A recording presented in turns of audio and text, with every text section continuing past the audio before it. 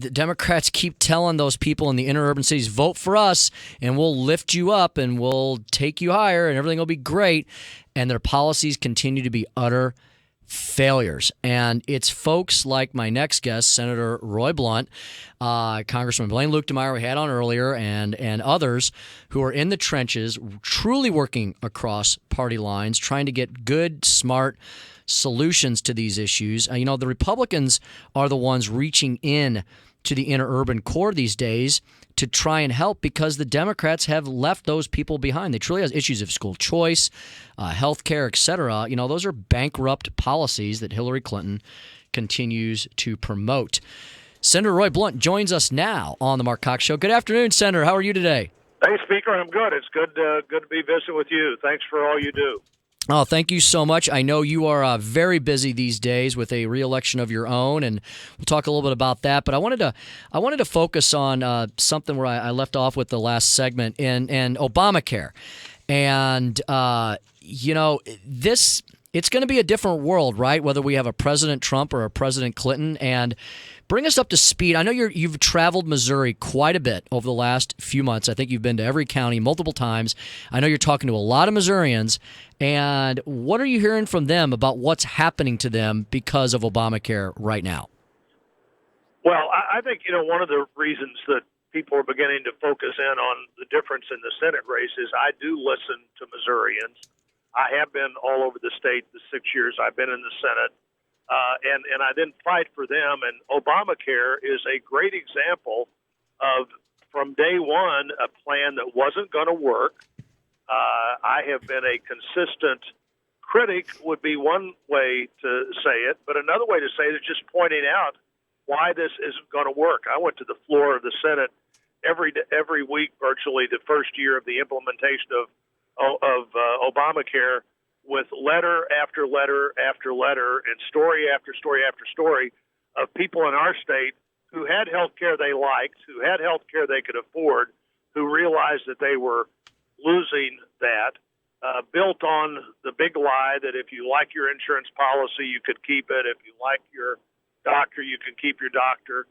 Neither one of those ever had any remote chance of being true. And what we see here, Tim, is just a rolling disaster. What we're going to find out in our state sometime in the next 10 days is that at least 100 of our 115 counties will only have one choice, one company offering insurance in the Obamacare exchange next year. And either you have to pay a penalty or pay whatever that insurance company was able to convince the state regulator that they would have to be paid in order to stay there. I'm insisting in a letter I wrote the Secretary of HHS the other day in a conversation I had with her on the phone day before yesterday that we need this information. We absolutely need you to comply with the November 1 deadline, but the sooner the better so people can begin to see what their options really are. I think it's likely that we'll see increases in those individual plans that 290,000 Missourians have, somewhere between 40 and 80% 1 year to the next. And as Bill Clinton said the other day, as the price goes up, the coverage actually goes down. So you're paying more and getting less. It's just a rolling disaster. Speaking to Senator Roy Blunt, Senator, Yeah, Bill Clinton's been one of the biggest critics of Obamacare, maybe unwittingly over the last few years, or maybe in a stroke of truth and honesty. I saw that letter that you sent to the Health and Human Services Secretary, and I'm shocked to see this. I'm so glad you've brought this forward because this was sold to the American people, right, as the great panacea. And the Democrats got everything they wanted. The House Democrats ran the House at the time. The Senate Democrats ran the Senate. Obama was in the Oval Office, and they got to write it exactly as they wanted. It was going to cure all our ills. And what we're learning now, because what you've unearthed this week is that, and you're right, there's this deadline coming up. Some people don't understand this every year. It comes up every year, November 1st. Missourians' options are going to be severely limited next year. And talk about the price, the rate hikes you're seeing in some of these plans. Well, we're one of the few states. We may be the only state where the regulator, after they approve the rates, doesn't post the rates. Every other state you can go to, Oklahoma they have one provider for the whole state on the individual market. The amount of premium is going to go up 74% year over year. The governor of Minnesota, Democrat senator before he got to be governor, Mark Dayton, said that this is just not working because they have an increase of over 40% in that state year over year, and most counties only have one option. So let's think about that marketplace for a minute, Tim. You and I have always been for more options, more choices, buying across state lines, all of the things that make it easier for people to get competitive insurance. They're going to have one price, one place to go, have to pay whatever that company was able to persuade the regulator that they had to have to be able to stay in the market.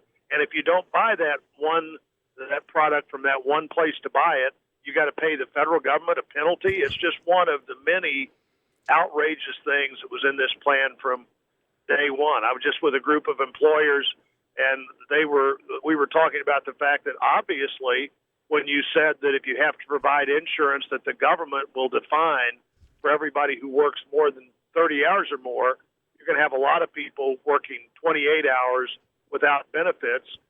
You shouldn't have had to be a genius to figure out that's what was going to happen. Absolutely. That's what I said and others said and you said whenever our state was the first state to put this on a referendum. Obviously, these are the kinds of bad things that are going to happen to Missouri families and Missouri individuals beyond losing the doctor that they may have had confidence in for years and years. Senator, I've got just a couple minutes left, but the thing that frightens me the most and that is so important, I think, about returning you to the Senate is the Supreme Court. It was the first question in the debate last night. I really enjoyed Donald Trump's answer on that. And shouldn't Americans and Missourians be on that issue alone? It is the only reason you need to vote, I believe, for you and for Donald Trump, because that control of the Supreme Court is going to be determined by the makeup of the U.S. Senate and whoever's in the Oval Office. Well, I think I'd like to think there are lots of reasons to vote for me. I've been listening and fighting for Missourians. But like you, I think if you really need to boil this down to two words, irrespective of whatever you're thinking about anything else, Supreme Court, those are the two words. I think that the list of potential judges, including our friend Ray Grunder, a Missouri federal judge, and Mike Pence as vice president, are two of the strongest indicators of what a Trump presidency would be like. And the next president, whoever they are, is going to remake and redefine that court in ways that no president will have a chance to do for 25 or 30 years. And we'll live with a court where the judges either are put on that court as people who will try to figure out what the Constitution says, or they're put on that court and their goal will be to try to figure out what they think the Constitution should have said. I think Missourians are clearly on the line that protects our freedoms, the First Amendment, the Second Amendment, that protects the freedoms that we hold dear. Senator, thank you so much. I have to run. There are so many reasons to bring you back to that U.S. Senate. I know you're continuing to work hard. Thanks so much for joining us here today. We are working, Tim. Look forward to seeing you soon, Speaker. Hey, thank you so much, Senator Roy Blunt, royblunt.com. Tim Jones in for Mark Cox, FM News Talk 97.1. We'll be back right after these quick words. I can lift you up.